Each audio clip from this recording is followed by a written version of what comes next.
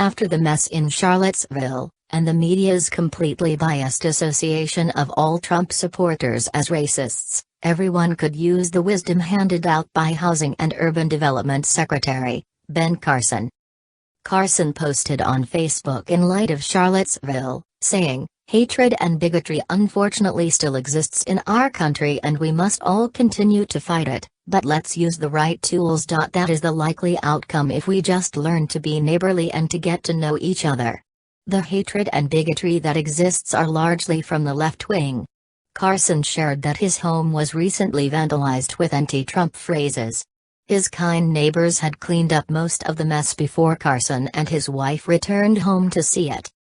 Carson then shared a story about how one of his neighbors back in Maryland was misunderstood after putting up a Confederate flag. The other neighbors tried to shame the family, who did give in and removed their flag. When Carson and his wife got to know the man behind the flag, they found that he was a kind individual. His neighbors would have realized that sooner if only they had talked to the man instead of shaming him. Americans must stop painting people with the same brush simply because they work for Trump, or fly a Confederate flag. The left, in particular, does this to the extreme and has no notion of the damage they are inflicting on the unity of this country. Neighbor cannot stand against neighbor. It would be far more constructive if the left would reach out and talk to those they harass, like President Trump, Carson, and all true freedom-loving people.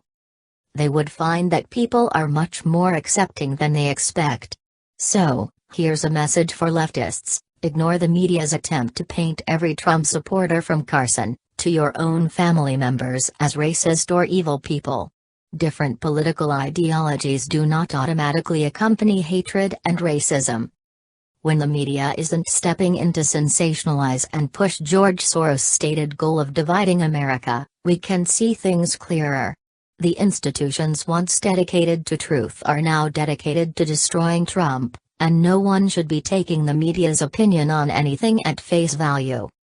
Together, Americans can fight racism, but with the right tools, as Carson says. Pulling down a monument, driving through a crowd, destroying public and private property, none of these are the right tools. Instead, the right tool is friendly dialogue and reaching out to those suspected to be an enemy when they truly aren't. Americans have much more in common than they do in difference.